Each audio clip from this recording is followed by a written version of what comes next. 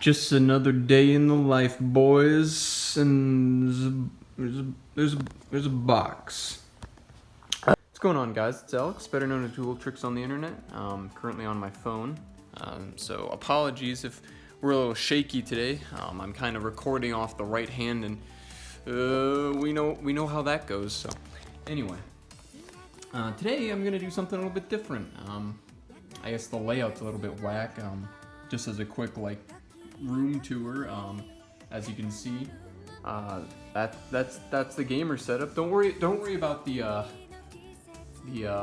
catastrophe that is my surge protector.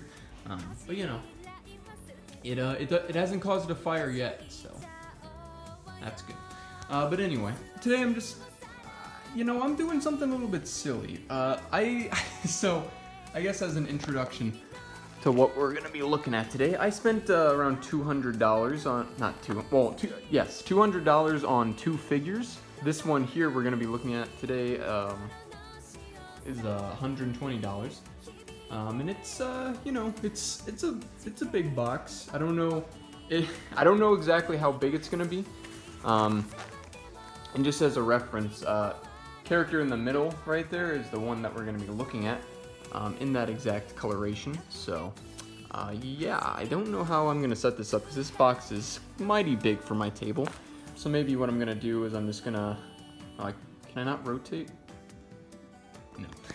Okay, then I guess I just won't be able to see what I'm doing. That's good. So hopefully that doesn't fall over. Hopefully it's angled. Okay, it is falling over. I can literally see it. I don't know where the edges of anything are.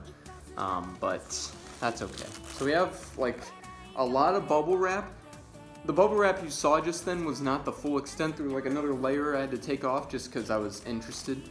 There was also the most industrial tape ever in terms of opening it up. So that was fun. And then there's just a bunch of air pockets and is that what these are called?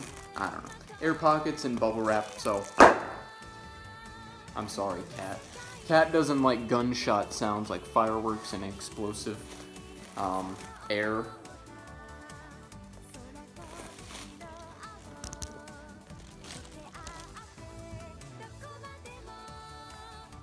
Got him on 4K, boys. Alright, well, just wanted to pop one of those. I'm just probably going to throw everything else on the ground because I can. So that's cool. Yep. Okay. Now for the big boy. The big bubble wrap boy. Well, I can see something through the cracks here. I haven't gotten them in recent memory, but I always like when people leave special little notes in their packages, because I always feel like this guy that I was coercing about, because obviously this was $120, he definitely seemed pretty nice and was like, hey, it'll be sent on this day, yada yada yada, hope it's in good condition, which is normal seller talk, but it's nice to hear. And obviously on eBay, that's nice as well. So now I'm going to have to deal with getting all this tape off, so I might cut around a little bit, assuming this is even a video. I just thought it was a nice little idea. So anyway, I'll see you once I get all this green goop off.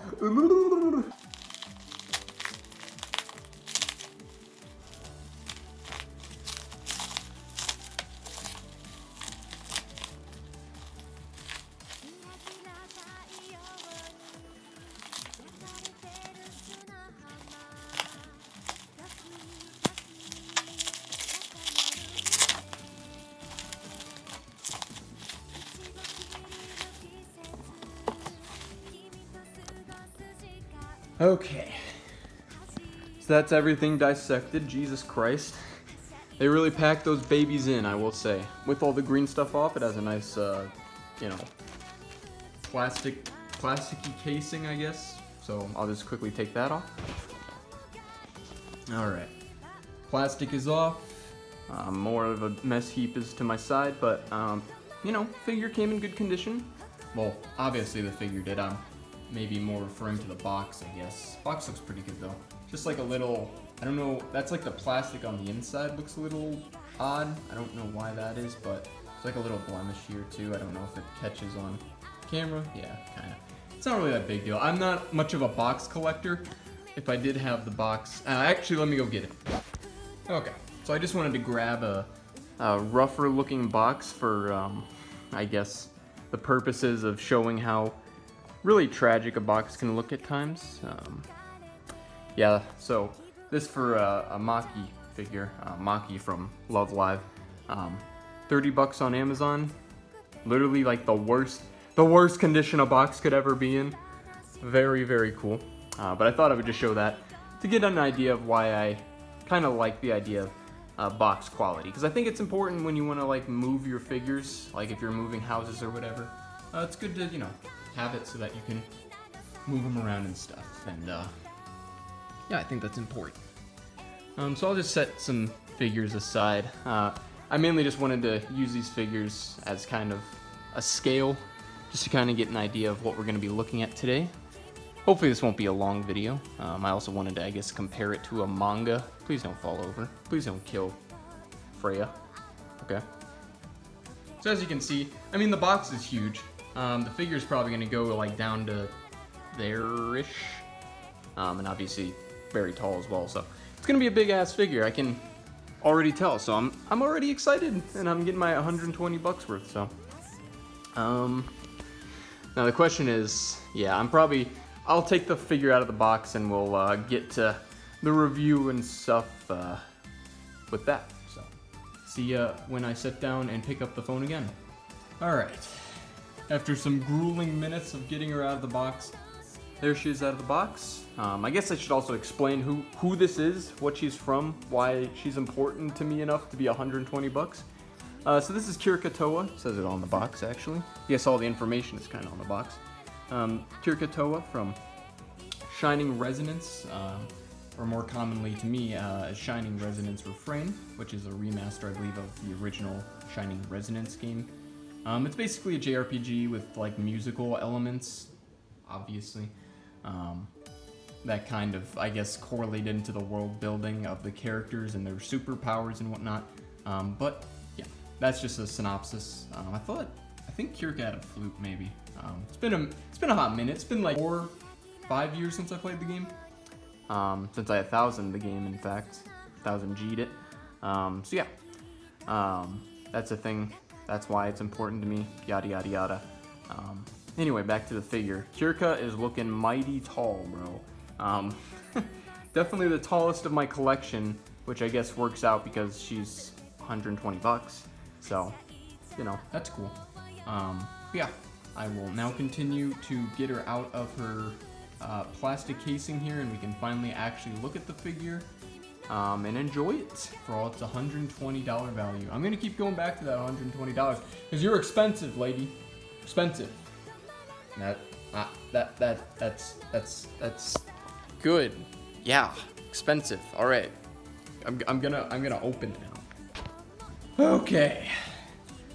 Lots of little plasticky bits to take off. I'm sure a lot of figure owners definitely know that reality. Holy Jesus Christ. All right. It's finally over. Took a lot, but it's also really effing hot in my room, so of course it's just a biatch, but yeah. There she is, finally looking very nice. This is also a different recolor of Kirika from the main series. Hey, editor Alex, just literally put up an image of actual Kirika, blue color edition, not orange. I believe in the games you can, you know, recolor your characters with alternate costumes.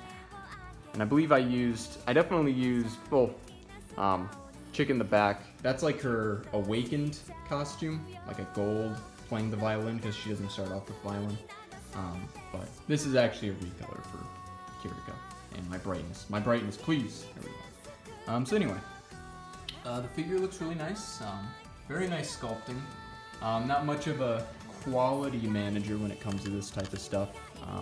I will say one thing I'm noticing. I don't know if it's like spooky or not, but for one, she stood on one foot.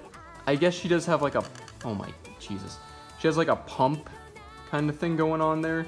But I don't have like the best experience with figures that are just standing on one leg. I mean, I guess I say that, but Maki hasn't fallen over. But I have a Hestia figure from Don Machi, Is It Wrong to Pick Up Girls in Dungeon show.